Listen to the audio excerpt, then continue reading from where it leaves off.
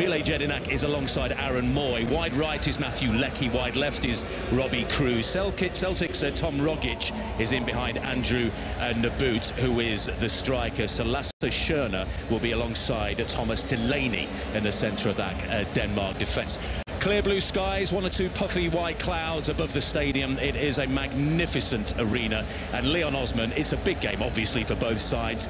Denmark can take a stranglehold on the group with a win after their opening victory. And the Socceroos are playing for their World Cup lives here, aren't they? They are. As Terry Butcher was talking about earlier, the first game is very important to get off to a good start. It really does set you up with regards to progressing in the group. But it's the second game that's vital. If you lose this second game more often than not, you may be out of the competition. So, you know, Australia playing France in the first game would have known that if they could get anything, it would be fantastic. But it's these next two games against Denmark and Peru where they'll be expecting to pick up their points to make it through to the round of 16. So, vital game for them today. Australian fans, one of which has got the Australia flag tied around his neck and is holding a gleaming World Cup trophy. That's perhaps wishful thinking, but let's see if they can get the goals they require to really get themselves into the tournament. The referee today, Antonio Lahoz of Spain, 41 years of age, from Valencia. He actually reads up on the players before the games and watches plenty of video.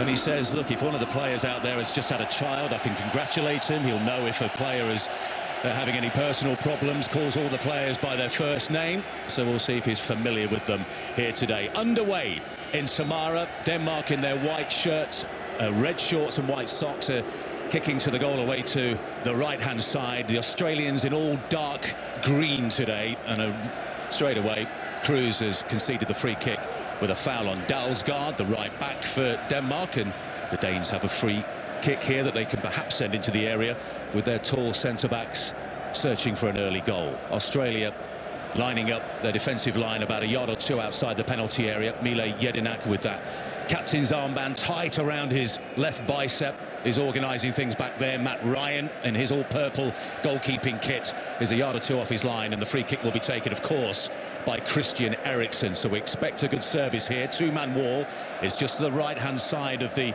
penalty area, 20 yards or so outside that Australian box. Right arm raised for Christian Eriksen, sent in towards the back post. It's just over an unmarked Simon Kerr, and it's smuggled behind by Australia for the game's first corner, and that was close. It was a really silly free kick to give away by Kruse so early in the game, 20 seconds into the game, and you're allowing the opposition team to put a ball into the penalty area. And as you've just seen, when Christian Eriksen stands over the ball, you'll usually get great delivery in there, and Australia did well to see it out for a corner. By Eriksen's standards, he may be a little disappointed with that, because Kerr was all alone in the penalty area, and it was over his head. The right arm is raised by Eriksen again. He takes it short, though, to Sisto. Sisto with the cross. It looks good. The header comes in again, and it's flashed wide of Matt Ryan's goal by Thomas Delaney, the central midfielder. But two decent set pieces by the Danes, but it comes to nothing in the end. Oh, he should do better. He's just a yard outside the 6-yard box, right in the centre of the goal. Aaron Moy's trying to challenge him, but he doesn't make any contact, and he rose quite well, did Delaney. He just couldn't turn his neck muscles enough to guide it towards goal, and ends up sending it back towards the corner flag. And after a fantastic cross, I think it was by Sisto, I think Australia get away with an early one there.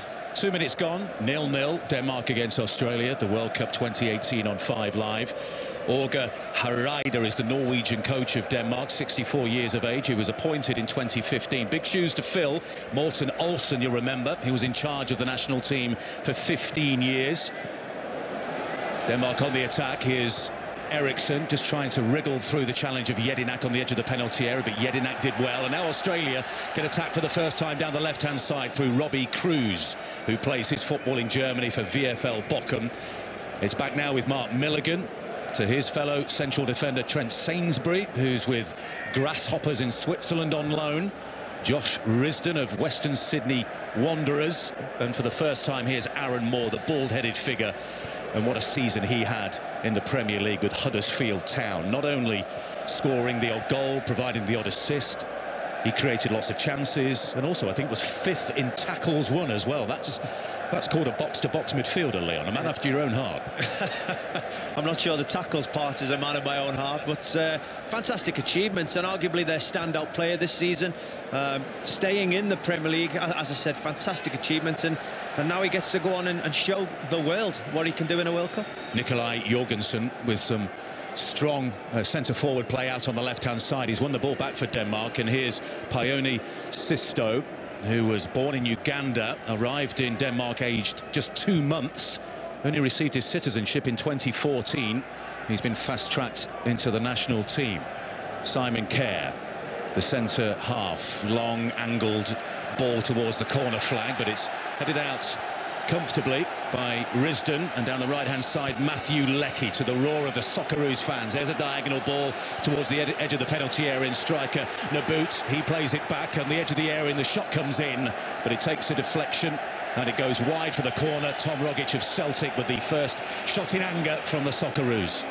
Yeah, well, it's been all Denmark up to this point, really probing, but Australia just won the ball back really deep in their own half, and it was a long ball forward into Nabbout, who managed just to lay it off, and I think it was Leckie who ended up, it was Rogic who ended up having the shot. I'd like to have seen him move the ball a little bit more from the edge of the box to create half a yard, but he just tried to fire it through 2 defenders, and it's ended up going out for a corner, but better from Australia. Aaron Mooy with the corner kick from the Australian right. The header comes in, and it was a good one from Leckie.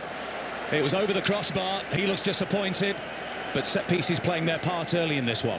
They are, and just like at the other end for Denmark, he's got a free header probably 2 yards outside the 6-yard box, very central. He rises fantastically well, meets the header, and he just doesn't get over it. He should do. He's rose high enough, but he allows that one to go over the frame of the goal, and both teams have had an early chance. They certainly have. Matthew Leckie of Hertha Berlin played 90 minutes against France. It's his second World Cup. He played 90 minutes in all 3 group games in Brazil, and unfortunately for Australia, despite the iconic Tim Cahill goal against the Netherlands, they conceded 9 goals. They lost all 3 games and they went home. Denmark in the attack now. Sisto chasing this ball towards the byline. Sainsbury's across. He gets it clear down the right into the only slither of the field on the far side of the ground that's in sunlight at the moment, and the ball is out for a Denmark free throw-in, I should say. Bert van Marwijk is in charge of the Socceroos, 66 years old. Mark van Bommel, a name you'll remember from the Dutch side that went to the 2010 World Cup final under Bert van Marwijk. He's his assistant, and here's Jorgensen in the penalty area. Chance, and the goal! The opening goal for Denmark, and it's Christian Eriksen with a wonderful left-footed drive into the roof of Matt Ryan's net. Nothing the goalkeeper could do about that. Denmark, what a start for them. Victory virtually assures their qualification into the round of 16. And it's the Spurs man, Christian Eriksen, with a fabulous strike. Denmark 1, Australia 0. Oh, what a fantastic goal. I mean, Denmark have been on the front foot right from the start of this game, and as Mooy tried to clear a header, I think it was Sean who just met the ball early on the front foot, straight into Jorgensen, who's inside the penalty area. You thought he was going to have a shot himself with his left foot, but he just hooked it over his shoulder towards the penalty spot to an oncoming Eriksen, who, with the most brilliant technique you can imagine, the left foot, half volley, kept it down into the top of the net, and Denmark, OK, it's early in the game, but probably deserved to be 1-0 up. You mentioned technique. Was it Nacho who scored that fabulous goal with minimal backlift, minimal flourish, but the sweetest of strikes against Portugal last Friday? This was a left footer, the ball was higher, but he just sliced across it with a minimum of effort, and it flew in, Leon. Here come Australia, looking to respond straight away. They're in the penalty area through Cruz, and it's getting rather frantic out there, and this is what we want to see. It's a corner kick to Australia. Yeah, it's been a terrific start to the game. Even just before the goal went in, I was going to say that the game started really well. It's very old school British style of football. There's no passing on the halfway line for the sake of it. If they seem to be with no pressure, they'll knock the ball forward and play on knockdowns, and both teams are doing that at the moment, and it's missing out all of that unnecessary at times passing on the halfway line, and we're seeing action at both ends of the field, which is great. Well, Matthew Leckie got a header in, a free header on the edge of the 6-yard box from Australia's last corner. Aaron Mooy over on the far side, the Australia right, about to take this corner kick. There's a gaggle of Socceroos by the penalty spot. Here it comes into the near post, headed clear comfortably, though, this time by Henrik Dalsgaard of Brentford for Denmark. Sent back towards the edge of the penalty area. Kjær gets the header clear. It falls into the centre circle. Bit of head tennis going on. Jedinak gets it well against Paulson, and Australia, who have to respond here, have possession through Milligan, and back he goes all the way to Matt Ryan, who's beaten in the early stages here by Christian Eriksen. And just going back to that technique, it was phenomenal. It was, and Nachos was further out.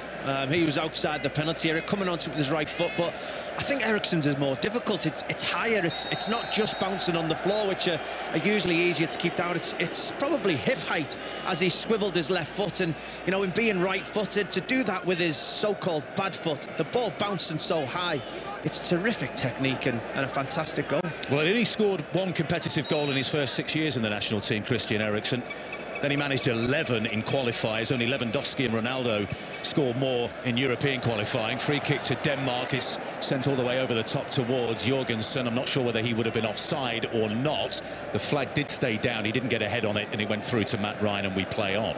But again, there, a free kick just inside the Australia half for Denmark. And normally at this international level, it's put your hand on it, play it to the side, we'll generate the ball on the halfway line, passes. There's no thought of that from either team at the moment. It was hand on the ball, knock it over the top and see if Jorgensen can get on the end of it. And he was unfortunate on that occasion, but it looks like we're going to see action at both ends of the field today. Ioni Sisto, who's the left winger, got a good challenge in midfield that time, but the ball's fallen here to the bearded figure of Mile Jedinak, and he rolls it nicely, precisely down the line, and it goes on one more to Robbie Kruse. Back it goes again in turn, and this is nice build-up by Australia. Here's Mooy, 20 yards outside the penalty area, facing his own goal. He goes back to Trent Sainsbury. Sainsbury with precision down the line. He goes to Kruse. The ball comes in, and that's an awkward-looking clearance by Andreas Christensen, and the ball is behind. He tried to keep it in with his head. He failed to do so, and it's a third corner for Australia from their right-hand side. Christensen, who was withdrawn from the first game with cramp late on in the game, he's fit to start, obviously, but he's conceded the corner. He did, from what was a relatively ordinary crossing from Kruse, who drifted over to that right-hand side. But again, the ball out wide, and there's only one thought in their minds, and that's to get a touch and get a cross into the box. Nabuta's at the near post here. Mooy sends it in to that near post. Leckie was leaping forward. Who's that come off last? The referee is making his decision now, and I think it's goal kick. It was Jorgensen defending on the near post, and we're just seeing a replay here, Leon, of the goal. And it was a lovely little touch by Jorgensen, wasn't it? One touch, and then behind him, a little flick into the path of Christensen, who did the rest. It was, and he obviously either looked before it came in, or he had an understanding that Eriksen would attack that area, because he had his back to the position. He passed the ball. He sort of just flicked it over his shoulder.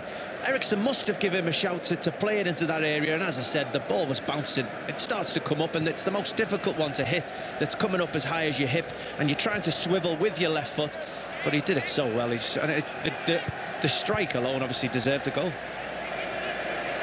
Christian Eriksen looking for that long-angle ball from the halfway line on the right-hand side towards Jorgensen again. That one is headed back out by the Australia defence. Jorgensen may be familiar to Newcastle fans. They almost signed him in January, but they couldn't agree a fee with Feyenoord. Apparently Newcastle's offer was short of the £20 million asking price. His form dipped in the Eredivisie after that. He was denied what he called his dream move. Then he regained his form towards the end of the season, scored in the Dutch Cup final win against AZ. He's also won a league at Feyenoord as well, and he's leading the line here for Denmark, has himself an assist. Here's Sisto in the centre of the field, 23 on the back of his white shirt for Denmark, and now it's out on the right-hand side with Lasse Schöne of Ajax, and he gains possession again. He's in for William Kvist, who broke a couple of ribs in that bruising first game against Peru.